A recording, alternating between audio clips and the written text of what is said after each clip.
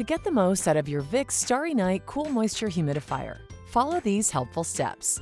Make sure your humidifier is on a firm, level, water-resistant surface, at least 6 inches from the wall.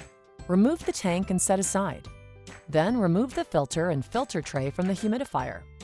Soak the filter in cool water. Do not wring the filter. Fold the filter flat and insert back into the filter tray. Place both the filter and filter tray back into the humidifier.